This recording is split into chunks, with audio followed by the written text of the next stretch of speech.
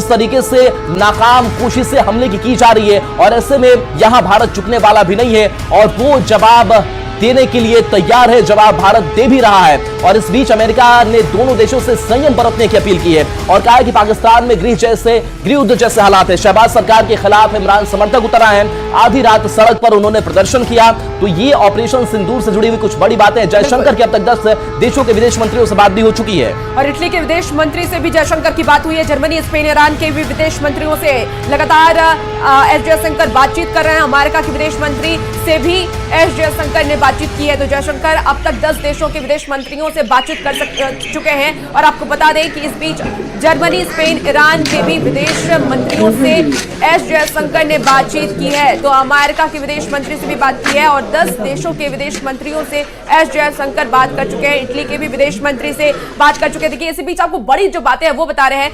तो LOC पर रात भर फायरिंग की गई। ऑपरेशन सिंदूर के बाद लगातार पाकिस्तान बौखलाया हुआ और ऐसे में जम्मू कश्मीर में लगातार फायरिंग की गई। भारत ने इसका मुंह तोड़ जवाब दिया है। ड्रोन से हमले का जवाब भारत ने दिया है। तो पाकिस्तान की नापाक हरकत और इस हरकत को भारत ने नाकाम कर दिया। आपको बता दें कि ऑपरेशन सिंदूर के बाद पाकिस्तान की नापाक हरकत पर बहुत ज्यादा देखें, यहाँ पे गाड़ियों का नुकसान हुआ है, लोगों के मकान जल गए हैं, दुकानें जल गई हैं, कुछ आदमी मर भी गए हैं। अभी ये तो अभी सवेरे सवेरे पूरा डिक्लेयर नहीं है कितने 10 मरे हैं, 15 मरे हैं, 20 मरे हैं, लेकिन काफी नुकसान हुआ है। तो कितना प्रॉब्लम होता है रात को? प्रॉब्लम की तो बात ही नहीं है, कितनी प्रॉब्लम होती है वो तो उनको पता है जो कि घरों से बाहर है या कि जिनके घर ही नहीं रहे उनसे जाकर पूछे दर्द क्या है। आपको लगता है ये बंद होना चाहिए? हम तो पहले ही से कह रहे थे कि नहीं होना चाहिए, जंग नहीं होना चाहिए। अगर आर पार कर रहे हैं ये, वो वहां से गोला मार रहे हैं, ये यहाँ से गोला मार रहे हैं, तो मर कौन रहा है? गरीब मर रही है। तो जंग भला कि कैसे जम्मू कश्मीर के जो लोग हैं वो दहशत में और वो कह रहे हैं कि ये युद्ध नहीं होना चाहिए क्योंकि जिसके घर बर्बाद हो गए हैं उनसे जाके पूछिए उनके हालात क्या हैं, क्योंकि दोनों तरफ से हमले किया जा रहा है, इसमें लोगों का नुकसान हो रहा है। लेकिन जिस तरीके से पाकिस्तान इस तरीके की काराना हरकत करेगा तो उसका जवाब भारत जरूर देगा और मुंहतोड़ जवाब देगा। और सीधे तौर पर सरकार ने यह बात साफ भी की है कि आतंकवाद को कहीं से भी बर्दाश्त नहीं किया जाएगा। और देखिए, दिल्ली से न्यूज 18 संवाददाता नीरज हमारे साथ फोन लाइन पर जुड़ गए हैं। नीरज, लगातार पाकिस्तान की तरफ से हमले किए जा रहे हैं, हालांकि भारत भी उनका मुंहतोड़ जवाब दे रहा है। फिलहाल सरकार की तरफ से क्या क्या कदम उठाए जाएंगे? अभी हाई लेवल मीटिंग भी होने वाली है, क्या जानकारी मिल पा रही है? देखिए, देश की सेना जो है वो जो कदम उठाना चाहिए सीमा की सुरक्षा के लिए और भारत की संप्रभुता पे किसी तरह के हमले के लिए, उसका जवाब तो सेना की तरफ से दिया जा रहा है। और कल बीती रात भी जो अब तक जानकारी मिली है, पाकिस्तान के 45 ड्रोन पूरे LOC इलाके से लेके इंटरनेशनल बॉर्डर के सामने से भी जो भी ड्रोन भारत की तरफ से छोड़े गए थे उनको मार गिराया है भारत ने, ये जानकारी बीती रात जो कुछ हुआ है। दूसरी तरफ डिप्लोमेटिक तौर पे भारत लगातार दुनिया के अलग अलग देशों से संपर्क में है। बीती रात विदेश मंत्री एस जयशंकर की अमेरिका के विदेश मंत्री मार्को रूबियो से बात हुई है।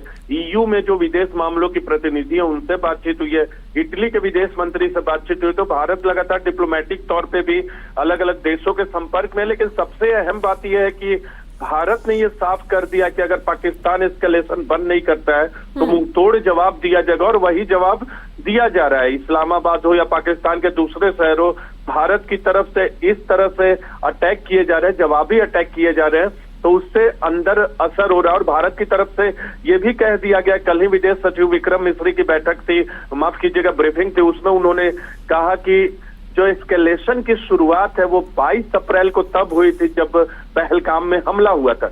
एक और अहम बात आपको बता दें न्यूज 18 इंडिया बिहार के जरिए कि FATF में दोबारा से ग्रे लिस्ट में पाकिस्तान शामिल हो, उसके लिए भारत ने कोशिश शुरू कर दी है। इसके अलावा IMF से जो IMF में से जुड़े IMF इंटरनेशनल मॉनेटरी फंड जो है उनसे भी पैसा जो पाकिस्तान को मिलता है और वो टेरर गतिविधियों में जाता है। तो भारत की यह कोशिश है कि तमाम अंतर्राष्ट्रीय संस्थानों से मिलने वाले मदद जो कि आतंकवाद के लिए इस्तेमाल पाकिस्तान कर रहा है उस पर दोबारा से रोक लगाई जाए और FATF की ग्रे लिस्ट में पाकिस्तान को दोबारा शामिल किया जाए। तो भारत जो है पाकिस्तान के खिलाफ हर मोर्चे पर उसको कमजोर करने में लगा है ताकि भारत के खिलाफ उसका आतंकवाद न कि खत्म हो, माफ कीजिएगा, खत्म हो न कि कम हो सिर्फ। बिल्कुल धीरज, और देखिए लगातार जिस तरीके से भारत की तरफ से कदम भी उठाए जा रहे हैं कि कई नदियों को बंद किया गया, उसके बाद अलग अलग तरीके से पाकिस्तान को जो भी मदद पहुंच रही है उसे रोका जाए, उस पर भारत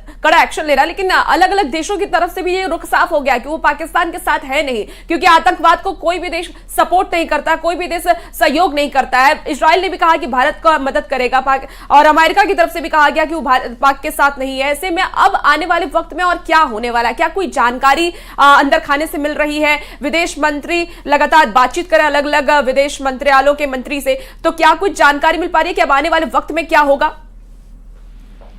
देखिए नीरज, आप तक आवाज पहुंच पा रही है?